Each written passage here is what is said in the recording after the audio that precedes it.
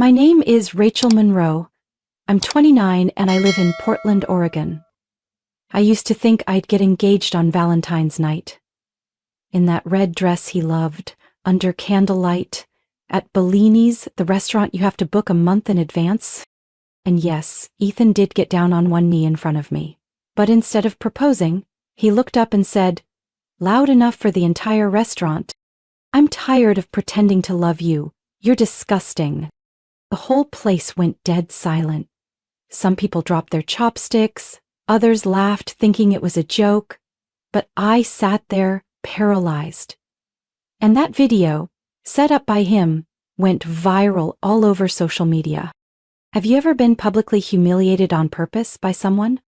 If you've ever fallen apart because of love, leave a comment, hit like, and subscribe to the channel, because in the next part, I'll tell you what happened when a betrayer thought I'd stay silent forever. I met Ethan one autumn afternoon at a marketing conference in Seattle. I was in line for coffee in the exhibit area when he stepped behind me and quietly said, "This event seemed full of people pretending to be confident more than actually knowing what they're doing." I laughed. It was the first time in months I'd seen a man admit what everyone was thinking but no one dared to say. Ethan didn't stand out in a crowd, but he had an energy that made you want to believe everything he said. We sat at the same table during a group discussion and, whether by chance or because I wanted to believe it was, he later asked if I wanted to grab dinner because no one should end a marketing conference with a cold salad in the hotel lobby. That night, we ate handmade pizza at a tiny spot no one remembers the name of, drank cheap red wine, and talked about things most people avoid on a first date. Our parents' divorces, the pressure to be successful by 30, and the fear of loving someone who doesn't love you enough. He looked at me with eyes both deep and gentle and said, "I used to think successful women didn't need anyone to validate them, but everyone needs someone quiet enough to stay and patient enough not to leave when they're vulnerable." I didn't know whether it was sincere or a tactic, but at the time I was too tired of men who only asked how much I earned or why I wasn't married yet at 29. After that trip, we started texting and calling. Ethan lived 3 hours away, but he made it a point to visit every weekend. He always brought something that made me feel seen, a box of cinnamon rolls I once praised offhand, a book I had left unfinished the year before. And slowly, he became the first person I thought of in the morning, and the last one I messaged at night. My best friend, Jenna, was cautious from the start. She'd watched me go through a breakup with my old boss, who used both my emotions and professionalism to control me. Jenna once said, "I don't want you ending up in another spiral with a man who's smart but not kind." I brushed it off. Ethan wasn't like that. The first time I brought him home to meet my parents was that Thanksgiving. My mom, a fiercely sharp woman, needed only 10 minutes of conversation with him before she started acting fond, something she rarely did. She pulled me aside in the kitchen, wiped her hands on her apron, and whispered, "You've finally found someone who looks at you the way your dad used to look at me when we were young." I smiled, a little shy but touched. Ethan really did know how to carry himself. He helped my dad clean the garage, complimented my mom's potato soup even though I knew it was way too salty because she forgot to turn off the stove. He talked tech with my cousin and even brought a small gift for the neighbor's daughter. Everyone liked him. My friend said Ethan felt safe. My aunt joked that he had the kind of face that would make every housewife at a charity fair swoon. As for me, I thought I was falling in love, softly, securely. Ethan didn't make my heart race with butterflies. He made me believe I could build a future. Started thinking about marriage, not out of pressure, but because it felt like the natural next chapter in the story we were writing. And every time Ethan talked about housing, work, or kids, he always used the word we. I didn't know which came first, the sweet words or that gentle gaze that made me let go of the guard I used to hold. One evening as we sat on the balcony of my apartment, Ethan rested his head on my shoulder and whispered, "I don't need someone perfect. I need someone willing to walk with me through the imperfect days." I believed him, not logically, but with my whole heart. But maybe from that very moment I'd already stepped into a script. I didn't realize I was only a supporting character in one written by someone else. Last winter, when Portland sank into its long gray rainy spells, Ethan told me he was planting seeds for a new project. He said it with purpose, not impulsiveness. About starting a digital branding consultancy for small businesses. There's a big gap in this market. These small bakeries, indie cafes, little bookstores, they need marketing but can't afford agencies, he said, sketching out a diagram on a napkin. I loved that initiative. What I'd always admired most about Ethan was the way he could turn vague dreams into something tangible. But around that time, I started noticing large expenses popping up without much explanation. One night while we were watching a movie, a bank notification flashed on his phone. Wire transfer confirmed, $9,800. He quickly shut off the screen and casually said, "Just the upfront cost for a software platform. The tech team needed a deposit to code the demo." I nodded, though something felt off. But Ethan always had an answer. He didn't hide. Didn't lie. He simply explained with a confidence that made me feel paranoid for even questioning.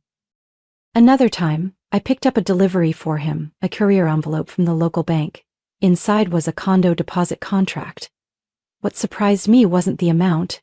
It was that my name wasn't on it. Even though during the house hunting process, Ethan kept talking about our condo. The west-facing balcony where you could grow lavender, and the kitchen where I'll learn to make lasagna for Friday night dinners. I texted him while he was in a meeting. He didn't reply until later that night when he kissed me on the forehead and reassured. Must have been a bank form error. You know I'd never planned to live there alone, right? Then he picked up the phone, called the bank branch, and asked why my future wife's name was missing from the paperwork. I sat there listening to the person on the other end stumble through their explanation, while Ethan turned and smiled at me, squeezing my hand tight. I smiled back, but inside something scratched. Small, vague, but sharp enough to sting when I looked back later. One late afternoon, it was after work when Jenna and I ended up at our usual cafe. My latte had gone cold. I hadn't even touched it. I told her about the condo deposit. She tilted her head, furrowed her brow, then sighed.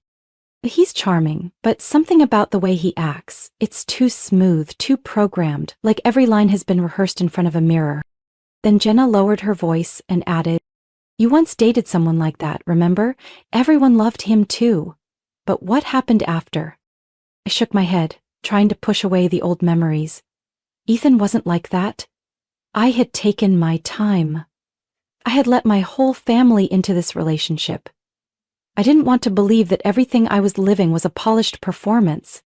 "Jenna," I said gently, "I think you're being extra cautious because you care, and I appreciate that.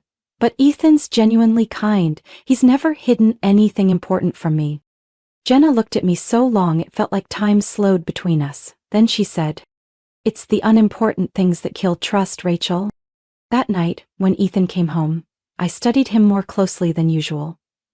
He was the same, thoughtful, upbeat, attentive.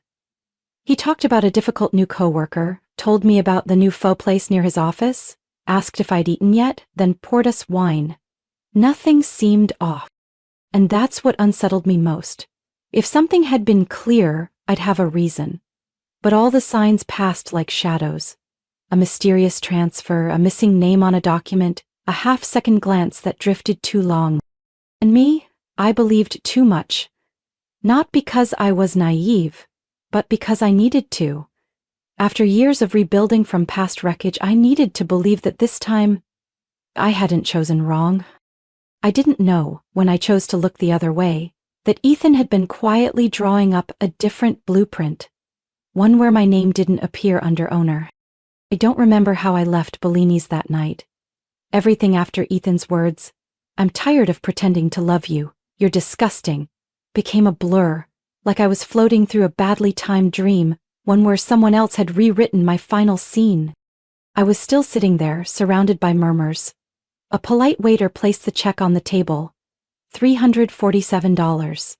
I still remember every number, every pen stroke.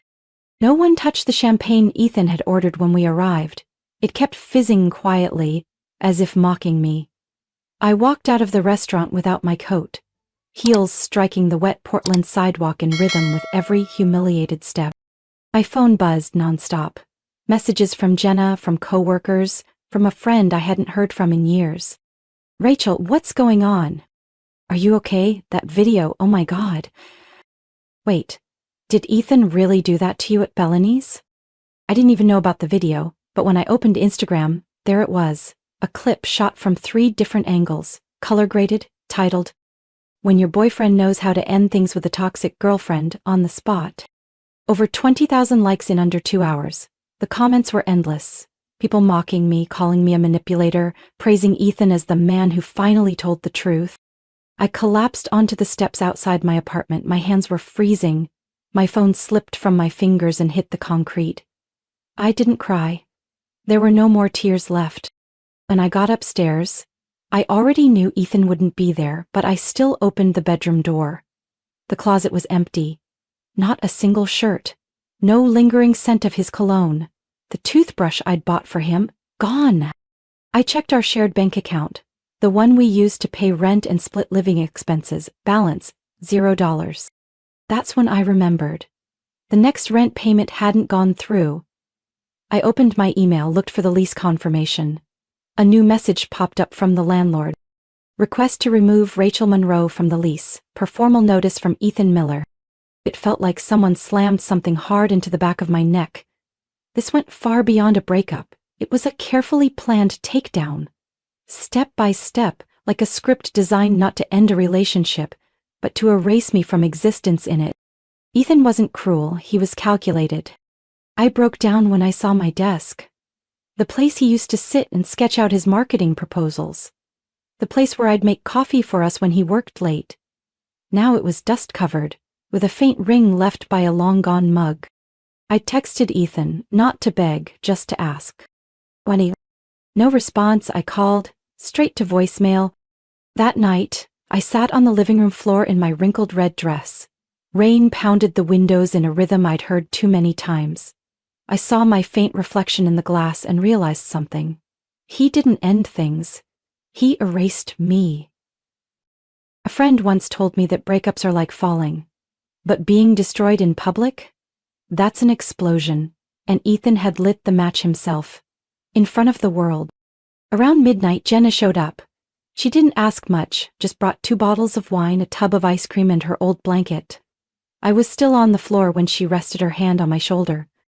"You don't have to say anything," she whispered, "but I'm here, and this isn't over, Rachel." I nodded, but at the time I didn't believe I had any fight left in me. I still didn't know that everything I thought had been real, love, promises, gentle touches, had all been part of a script, and I didn't know I was only the supporting character. The director? None other than the man I once thought would be my husband. 3 days after Valentine's night, I still couldn't sleep. Every time I closed my eyes, I saw Ethan kneeling in the restaurant, spitting those cruel words, like a wound that wouldn't even scab. But what haunted me more was the feeling that everything had been orchestrated and I was the last to realize I'd been moved like a pawn. Jenna was the first to say it out loud. "I've been thinking," she said, eyes fixed on her laptop while I curled up on her couch. "And something's seriously wrong." She sent me a link, a public credit file from another state. Ethan Miller's name appeared 3 times, each with a different address and profession, but the same social security number and birth date. 1 man, 3 lives. "You know what this is, right?" Jenna asked. "Loan records. Over $240,000. Credit cards, business loans, even a personal loan in an ex-girlfriend's name." I sat upright, a stabbing ache pulsing at my temples. Jenna opened another folder. Screenshots of messages from 3 women. All had dated Ethan. None knew each other. But they shared the same story. Ethan began with care, attention, devotion. Then came the big project story, needed investment, needed just one last time, trust me. And then he vanished with their money. "How did you find them?" I croaked. "Reddit. A private group for women who've been gaslit. 1 woman mentioned Ethan Miller. I kept digging. Fake names, old addresses, everything." Jenna paused, then looked at me. "You're not the first, and probably not the last." My stomach knotted. But I hadn't even scratched the surface of horror until my dad called.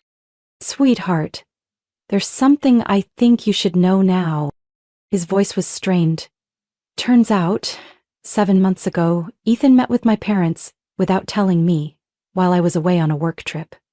He told them he had an opportunity to expand his marketing model, but didn't have enough capital to lock the deal. He didn't want me to know because I don't want her to feel pressured or obligated. My dad, who always believed in investing in young people with big ideas, transferred him $30,000, hoping to help his future son-in-law build something great. There was no paperwork, no signed contract, only trust." I gripped the phone, frozen on Jenna's floor. "Dad, what account did you use?" "My retirement fund. But I thought I was investing in your future." I didn't know what hurt more, losing the money or realizing that the man my family once adored had mocked their trust. Still reeling, Jenna sent me a screenshot from an Instagram account named @SophieInStudio. A blonde woman with a bright smile was showing off an engagement ring under golden afternoon light. The caption read, "He said he knew from the moment we met. Forever starts here." The man in the photo? Ethan, wearing the same suit I'd picked out for his job interview. I clicked the profile and scrolled. Vacation photos in Napa Valley, a lakeside cafe in Seattle, white bouquets on a candlelit dinner table in a luxury condo. Some of the gifts sent chills down my spine. A necklace identical to the one Ethan gave me on my birthday last year. Sophie had nearly 12,000 followers. A fashion designer, and the only daughter of Ron Wilkes, a well-known investor in the Pacific Northwest. I could barely breathe as I read the caption on one older post. "Ethan says his ex was obsessive. She wouldn't stop showing up. Thankful he finally got away from that. I was the crazy ex who wouldn't let go. Not an ex-girlfriend, not a victim, but a threat. Twisted into the image of a stalker, in the eyes of his new fiancé and maybe even her family." Jenna looked at me, her voice sharper now. "Menenher didn't leave. He built a whole new life. On your back, and your family's." I started documenting every receipt, every transaction. I didn't know what I'd do with it all yet. Ethan thought he'd turned me into a joke. What he didn't know was that I was gathering the entire stage, and this time I would be the one holding the script. I didn't immediately tell my parents that Ethan had used their $30,000 to buy an engagement ring for someone else. I didn't mention that he was now living with the daughter of a major investor, crafting a new identity and telling people I was some obsessed ex. I waited until Jenna uncovered the footage from behind the scenes. It was a clip never publicly posted, stored on the secondary account of a videographer who specialized in staging viral content. Ethan had hired him not just to film the humiliation at Bellini's, but to edit it, add a title, and plan a hashtag campaign. In the 50-second raw footage taken behind the restaurant, Ethan stood in the parking lot after the scene ended, with the cameraman. He laughed loudly, ripped off his tie, then said with giddy excitement, "I told you, guys who are controlled by their girlfriends need to see how to end it properly." She looked like a statue, completely stunned. "Exactly what I wanted." The cameraman asked, "You sure she won't sue you?" Ethan shrugged. Who's going to believe some crying nutcase in a restaurant? Social media sides with whoever tells the story first. Jenna didn't send me the clip, she gave it directly to my dad. That afternoon I walked into the house and found my parents sitting motionless in front of the laptop. My mom was holding her teacup but hadn't taken a sip. My dad had one hand over his face, elbow resting on the table. Before I could say anything, he spoke, voice hoarse. "Can you show us everything you have?" I took my seat. No need to explain, no room left for excuses. I opened my laptop and pulled up the folders I had compiled over the past few days: wire transfers, payment confirmations, rental agreements, joint bank account statements. Every time I scrolled to a new document, my mom exhaled a little harder. I pointed to a transaction dated January 3rd. "This is the wire he sent for the ring. Same day he called Dad asking for money to secure a contract." Then I opened a PDF file. "This is the registration for Thorn and Vale Media, the company he said he's creative director of. But the address is a virtual mailbox in New Jersey." And the legal representative listed isn't Ethan Miller. My dad frowned. What name is it? Ethan Monroe, I paused. He used my last name to register a new identity. The room went quiet, then my mom whispered almost to herself, "What have you been going through without telling us?" I didn't know how to answer. How do you explain what it feels like when someone who once sat at your family table, called your parents mom and dad, secretly plotted a public takedown, and showered another woman with your family's money? I didn't want them to see me fall apart, but my mom's voice trembled when she asked, "Do you still have any legal ground to stand on?" My dad stood up. "I don't care about legal ground. I care about the truth, and I'm not letting that man take anything else, especially not from my daughter." We stayed at that table the entire afternoon. No one ate. My dad opened the family filing cabinet, digging for bank statements, transfer records, and letters confirming his investment into Ethan's supposed marketing venture. My mom gathered the saved drafts of the engagement party invitations she had once printed. She silently shredded them into a pile. "We were planning a wedding," she said. "Now we're preparing for court." I looked at the photo of Ethan and my family last Christmas, his hand on my shoulder, that perfect smile. He'd said, "Next Christmas, you'll be a Miller." Turns out, he'd planned on using a different last name all along. My dad opened the printer and printed out one final document, the current month's invoice from a high-end brokerage firm. Payer: Ethan Monroe. Recipient: Sophie Wilkes. I pointed to the address line. "This is the apartment they're living in together." My dad clenched his fists, knuckles turning white. "What are you going to do?" "I'm going to put the truth where it belongs. Not for revenge, but to reclaim the justice Ethan never thought I was strong enough to ask for." I met Sophie on a Sunday afternoon at a cafe in the Pearl District, the same one I used to visit with Ethan last fall. As I stepped inside, I worried she wouldn't show. My message had been short, no threats or pleas, just one line. "I think you should know who actually paid for the ring on your hand." She arrived 10 minutes late, minimal makeup, simple outfit, but with the unmistakable poise of someone raised where everything is carefully managed. Sophie pulled out a chair and stared at me in silence for a long moment. "What do you want?" she asked. Her tone wasn't hostile, but it kept a deliberate distance. Without saying a word, I reached for my bag, slid a folder onto the table, and quietly brought up the Bellini's restaurant video. Right at the part where Ethan knelt and said, clearly, "I'm tired of pretending to love you. You're disgusting." I didn't watch the screen. I knew every line of that video by heart. Instead, I watched Sophie's reaction. She frowned, her lips pressed tightly, but she said nothing. Then I showed her the transfer record, the proof that my parents had sent Ethan the money, with a clear banknote that read, "Initial investment funding, per Ethan Miller's request." Sophie placed a hand on her chest, where a delicate gold chain peeked from under her collar. "How do I know any of this is real?" "I brought the original bank statements," I said. "If you'd prefer, I'm willing to meet with your attorney. Or your father's." She looked at me again. Longer this time. The defensiveness in her eyes shifted. Something in her cracked. Subtle. Quiet. But I felt it. "Why didn't you go public from the start?" "Because I wasn't trying to retaliate. I wanted the truth to be seen where it matters." A few moments later, Sophie exhaled slowly, like releasing something stuck in her chest. "My father will want to meet you." 3 days later, I stood in the Wilkes family's formal dining room, beneath a chandelier suspended from a ceiling more than 10 feet high, casting light over a 12-seat walnut table. Sophie had arranged everything. She invited Ethan to dinner, a casual evening with the family and their future son-in-law. Ethan suspected nothing. He arrived on time, crisp white shirt, bottle of red wine in hand. The Wilkes family's personal attorney sat at the head of the table, beside Ron himself, a man who had invested in nearly 20 startups and could make a tech CEO sweat with a single look. I stood at the far end of the room, near the floor-to-ceiling windows that overlooked the garden. When I heard Ethan's footsteps enter, my heart pounded, but my hands remained steady. He walked in, scanned the room, and froze when he saw me. "Rachel," he said with a forced laugh, "is this some kind of joke?" No one answered. Sophie pulled out a chair, inviting him to sit. She was colder than I ever imagined she could be. Before Ethan could speak again, she gestured to a monitor set up at the end of the table. I pressed play. The first slide appeared.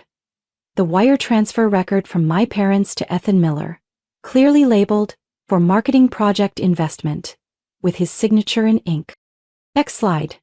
The Bellini's video. The entire room fell silent.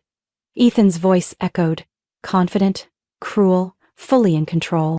He pushed back from his chair. That's enough. This is a violation of... The attorney tapped his glass gently. You'll have a chance to respond, but not yet. I clicked to the final slide. Photos of Ethan vacationing with Sophie while still living with me. One taken at Lake Tahoe, another at an Italian restaurant where he'd claimed to be on a business trip in Denver. Ethan laughed when I finished the presentation. It wasn't a relaxed laugh, it was sharp, smug. Like everything we'd just laid out was nothing more than cheap entertainment in his eyes. You think a bunch of slides are enough to bring me down? He crossed his arms and leaned back in the chair. You're just a bitter ex. And me? He turned to Sophie with a smirk. I've got the ring on her finger, and the support of this entire family. Then Ethan raised his glass toward Mr. Wilkes like a toast. And Mr. Wilkes, I genuinely appreciate your trust. We'll move past this misunderstanding. The words hit the room like a cold slap. I saw Sophie's hand tighten on her knee, her lips pressed into a thin line. For a moment, I thought she might stay silent. Do what so many do when a manipulator pushes them to the edge. Hesitate. But then Sophie stood up. Without a word of warning, she pulled the ring off her finger in one clean, chilling motion. After a moment of silence, she dropped it onto the table. The metallic clink rang out in the still room. Not anymore, she said, eyes locked on Ethan. He looked at the ring, then back up. Are you kidding? And you said I'd believe you because I had a ring on my finger, Sophie continued, her voice steady. But I'm not a prop for you to build a new identity on. I'm not a silent witness to a script you've acted out one too many times. Her father, Ron, cleared his throat. Sophie, are you sure? Absolutely. She turned to him and nodded. Dad, I want to suspend all investment into Thorntonville Media. I've already emailed to cancel the second round of disbursement. And? She glanced back at Ethan. I want to call the police. Everyone in the room froze for a moment. Even I hadn't expected Sophie to go that far. But she went on, each word crisp, like something she had rehearsed 100 times. Ethan Miller does not exist in the company registry. The contracts were signed by Ethan Monroe, an alias, with no valid social security number in this state. He used falsified documents to form a company, received investment, and claimed the title of creative director. Ethan shot up, his chair toppling behind him. What the hell is going on here? Who do you think you are to... The person who trusted you and believed you, Sophie cut in, for the first time letting anger slip through. And now, I choose to believe the truth. The attorney at the end of the table nodded at Ron, then quietly pulled out his phone. Ethan looked around, panic finally showing. Rachel, what are you doing? You can't destroy me just because I dumped you. You're insane! Calm and certain, I got to my feet. I don't have to destroy you. You already did that yourself, with your own performance. He looked at me. No more confidence, no more arrogance. Only one thing remained. Something I'd seen before in people about to lose everything. Fear. Sophie. He turned back, his voice softening, nearly pleading. You know this isn't what it looks like. You know I love you. Her response was firm. No, you love power, and you thought I was your shortcut to it. You'll have your chance to explain to the law. The door opened. 2 plainclothes officers stepped in. Already invited, waiting outside since dinner began. One pulled out a pair of handcuffs while the other read aloud. Ethan Monroe, also known as Miller, you're under arrest on suspicion of identity fraud and investment deception. Your rights and legal obligations will be explained in full at the station. Ethan struggled, shouting, This isn't over! I'll sue all of you! You'll regret this! No one replied. There was no need to speak or celebrate. I let the silence speak for itself. only a lightness, like I'd finally set down a weight I'd carried for months. I don't know what drove me more, the need to be heard or the quiet urgency to tell the story in my own way. 3 weeks later, I was sitting in my new rental, a small studio filled with light, recording the first episode of a podcast I called The Red Dress Diaries. No fancy script, no need to sound wise. I began with the one question that wouldn't leave me alone. If someone makes you believe you're everything, then publicly tries to destroy you, what do you do next? I told everything, from Valentine's night to being removed from the lease to the first time I found Ethan's hidden debt profiles to the moment he was finally exposed. But I didn't dwell on the drama.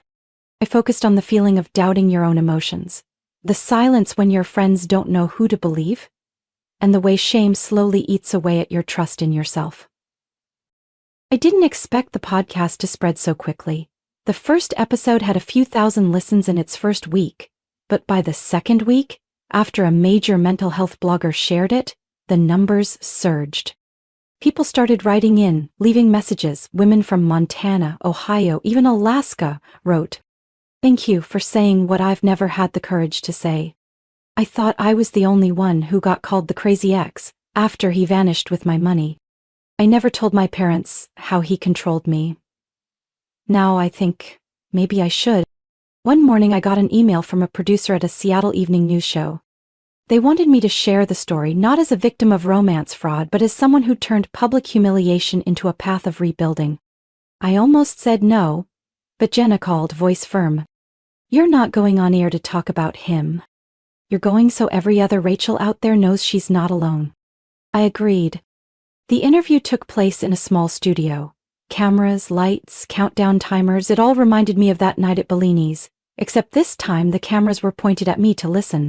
This time, they asked, "What was your first emotion after the incident? What made you speak up? What did you learn from that collapse?" I answered honestly. I didn't add polish. I didn't try to sound brave. I told it as it was, from the perspective of someone who had been broken, but didn't stay that way. When the interview aired, it was reposted across forums, women's groups, mental health pages, and even by ordinary people saying only one thing. I know that feeling. In a behind-the-scenes segment, one of the editors asked me, "If you could say one thing to Ethan right now, what would it be?" I paused for a few seconds, then replied, "I don't need your apology. I need you to understand that even if you thought you took everything from me, I still have myself."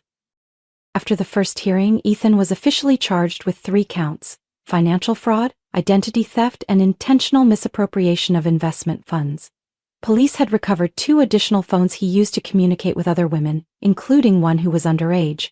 The case grew more complicated, and the media began referring to him as the man who built emotional facades to siphon money. I didn't celebrate. I didn't post the verdict online. I didn't write any "he got what he deserved" captions. I quietly joined a nonprofit that helps women leave emotionally manipulative relationships. I worked with the counseling team, supported media outreach, and hosted small workshops for women who had been gaslit, who had once been labeled crazy exes. One day, a young woman approached me after a talk. Her eyes were red and she held a folded piece of paper in her hand. "Ms. Rachel," she hesitated. "I recorded a call between me and my ex. I've never dared to listen to it. But after hearing your podcast, I think I'm ready now. Some pain doesn't need explaining. We recognize each other by the silence that feels the same." And when I walked out of that room under the soft afternoon sun in Portland, I knew. I hadn't survived. I had come back to life, not with someone else at the center, but with myself. Fully. 1 year later, I stepped out of the main hall at the Quiet Recovery Conference in Seattle. The space outside still echoed with applause and soft background music. The late spring sunlight filtered through the tall glass buildings, reflecting brightly off the stone floor. I was heading toward the parking garage when I saw Jenna. She looked the same, hair neatly tied up, beige cropped coat, and those old brown leather boots that had followed us through so many winters. But today something felt different. Jenna smiled softly when she saw me, then held up 2 steaming coffee cups. "I'm guessing you still drink decaf?" I smiled. "And I'm guessing you still haven't given up vanilla lattes?" We sat on a long bench near the entrance where people still lingered, shaking hands, exchanging business cards. Each person had a story, a scar either healed or still healing. We didn't say much, just quietly watched the people walking out from the building across the street, where a parallel conference was happening for women-founded social enterprises. A young woman came out first, maybe mid-20s, brown hair, olive green dress, white cardigan. She beamed at the man beside her, tall, gray dress shirt, navy tie, polished.